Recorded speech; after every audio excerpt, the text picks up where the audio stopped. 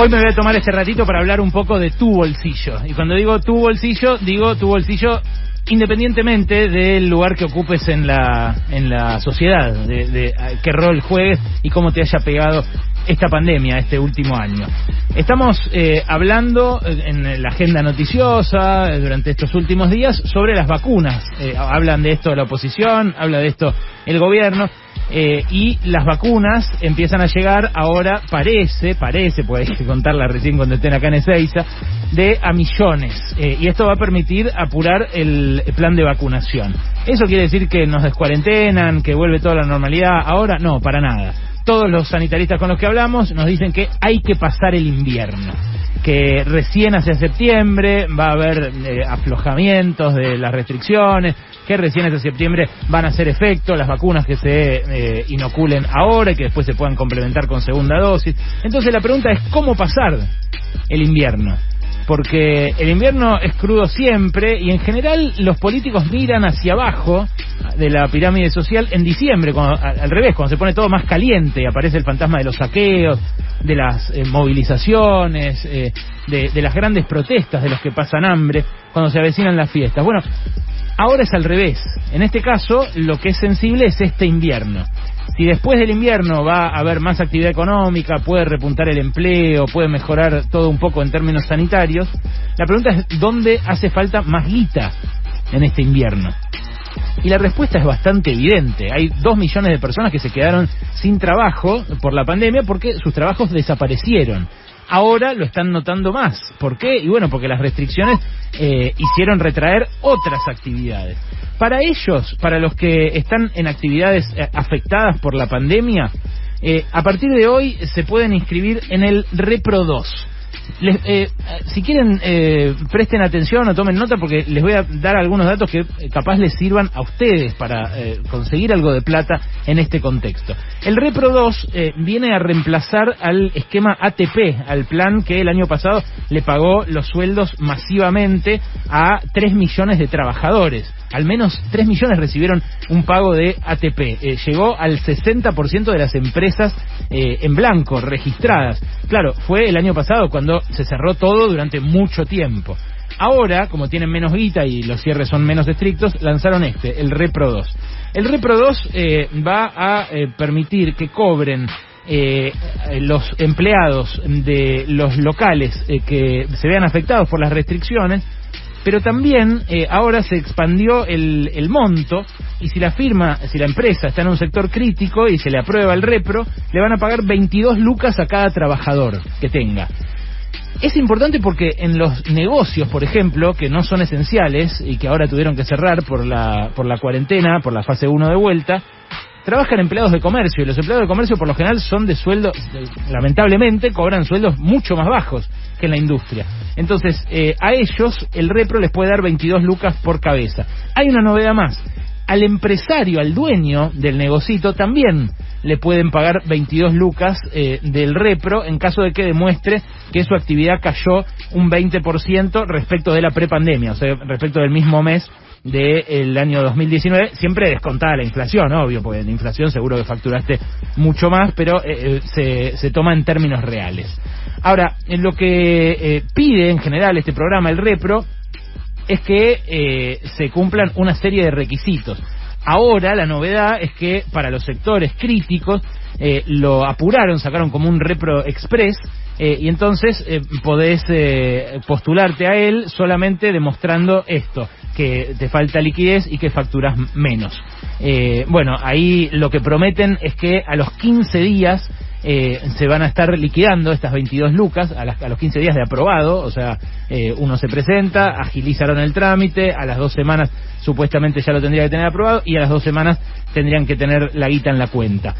Lo del empleador es hasta 5 empleados, para que no haya abuso justamente en empresas grandes como hubo el año pasado con los ATP.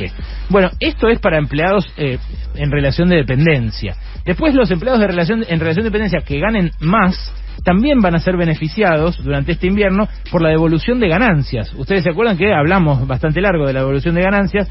Yo les decía, no sé si son los que más lo necesitan en este contexto, pero van a tener, en fin, 1.200.000 trabajadores, van a recibir 17 lucas y media en promedio entre julio y noviembre, que ahí se van a devolver en 5 cuotas las retenciones de ganancias de esta primera parte del año. Esto va a representar unos 20.000 millones de pesos volcados a este sector de clase media, que gana entre 80 lucas y 130 lucas de sueldo de bolsillo.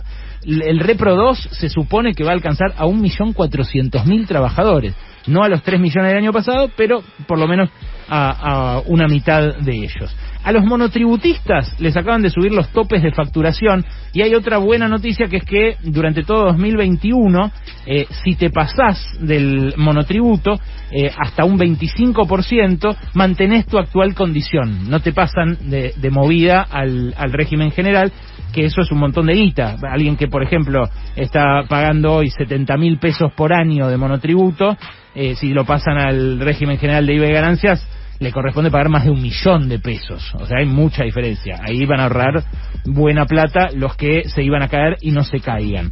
Es una asistencia a 2 millones de personas más, que está bien cubrirlas, que también en algunos casos son de clase media, pero en otros casos son precarizados, gente que antes era empleada y que ahora monotributea porque, bueno, labura para varios o lo precarizan con una factura.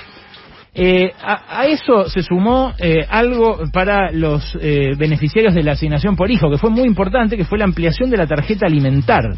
La tarjeta alimentar es una tarjeta que repartió el gobierno de Alberto Fernández apenas asumió, paralela a la AUH, pero que no se puede sacar la plata, a diferencia de la AUH. La AUH se puede sacar, la tarjeta alimentar solo sirve para las compras en locales habilitados. Esto se amplió, ahora le va a llegar a 4 millones de chicos, la ampliaron hasta 14 años, antes era hasta 6.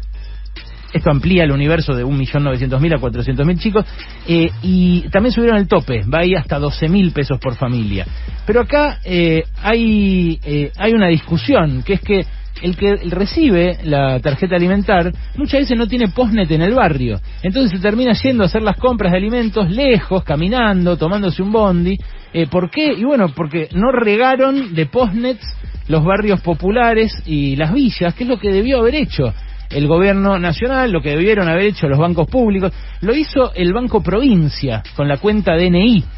Una novedad que justamente, bueno, mucho no se habla porque justamente benefició a sectores pobres, que no suelen aparecer en el discurso mediático, pero algo que no hizo, por ejemplo, en gran medida el Banco Nación, que lo podría haber hecho de manera más fuerte.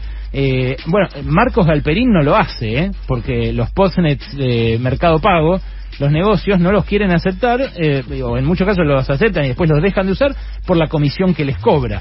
Ahí la bancarización, me parece, la tiene que empujar el Estado, porque complementa la tarjeta alimentar.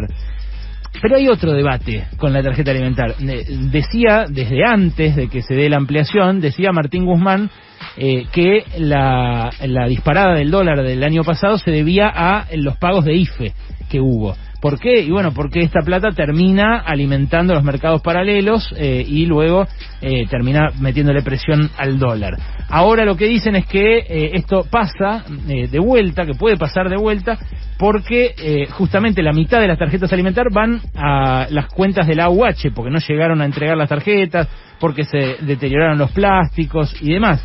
Entonces, como se saca ese dinero, puede presionar también al dólar o a los precios. A mí me parece que ese es un debate muy conservador, que es un debate que, si lo seguimos hasta el final, implica que no se le puede dar plata a los que más lo necesitan, porque eso genera un desequilibrio con el dólar. En todo caso, lo tendrían que compensar extrayendo esos pesos con algún instrumento financiero, ofreciendo algo más tentador que el dólar a los que tengan pesos, algo que cuesta, lo sé, pero que la hora requiere, claramente. Ahora, hasta ahí las asistencias que desplegó el gobierno. También aumentó los planes Progresar, también dio algunos estímulos específicos, pero todavía falta. Para pasar este invierno todavía falta plata. Falta, por ejemplo, hacer algo con los informales y los changarines. 4 millones de personas que el año pasado estaban cubiertos por el IFE y que este año no tienen nada. les dieron 15.000 pesos acá en el AMBA a 1 millón de personas, de beneficiarios de la AUH, pero por los días de abril. ¿Se acuerdan cuando anunció Alberto Fernández el primer aislamiento? 15 días de abril. ¿Qué pasa con mayo? ¿Qué pasa con junio? ¿Qué pasa con lo más duro del invierno en el caso de los informales? Y otro sector más, las empleadas domésticas. La semana pasada decíamos, las empleadas domésticas no están exceptuadas. Claro, no están exceptuadas y entonces hay que pagarles en las casas donde hay servicio doméstico, pero hay un montón que trabajan en negro y que si no laburan no ganan plata, no cobran. Las empleadas domésticas son 2 millones de mujeres. Digo así, empleadas domésticas, porque el 98% de este gremio es de mujeres. ¿Sabías vos que es el principal rubro de empleo de las mujeres en la Argentina? El lugar a donde más mujeres empleadas hay es en el empleo doméstico.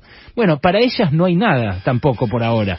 Es cierto que algunas son beneficiarias, o sus hijos más bien son beneficiarios de la AUH, pero ellas no. O sea, sus hijos tienen una asistencia del Estado para morfar, que además alcanza para cada vez menos morfar, pero ellas no. Y son 2 millones de mujeres, de las cuales 600.000 están en blanco, y que ayer me decía Nancy Fraser, la filósofa estadounidense que entrevistamos en Brotes Verdes, emergió más que nunca el valor de su trabajo durante la pandemia. Bueno, ¿qué terminó pasándoles a las que no están en blanco? Les dijeron que no les iban a pagar más, las aguantaron un par de meses y las soltaron, no les cumplieron con sus derechos, y el Estado, lamentablemente, no pudo hacer nada para defenderlas. El grueso, 2/3 de ellas sin cobertura médica, sin prepaga, sin obra social de ningún tipo. Ahí debiera haber un énfasis mayor, sobre todo para las que tienen hijos, sobre todo para las que son cabeza de familia, que muchas son eso, son cabeza de hogares monomarentales, y la asistencia a los pibitos para que coman no se hace extensiva a los padres, porque los padres también antes generaban un ingreso y también tenían esa asistencia alimentaria. Así de chocados estamos, pero así de importante es saber cómo distribuir los recursos, porque está buenísimo que cobre 17 lucas y media un empleado que paga ganancias, que se las devuelvan en estas 5 cuotas. Está buenísimo que le suban los topes al monotributo. Está buenísimo que haya habido estas 15 lucas para los informales. Está buenísimo el Repro 2, estas 22 lucas que de vuelta, buscalo si tenés un negocio que tuvo que cerrar o si se te complicó, porque la idea es ampliarlo lo más posible. Pero todavía falta. Para pasar el invierno falta plata. Para llegar al otro lado del puente de vacunas también falta plata. El invierno va a ser duro y estamos muy mal socialmente. Que alguien allá arriba tome nota. Pasaron cosas. Hasta las 16 con Alejandro Berkovich.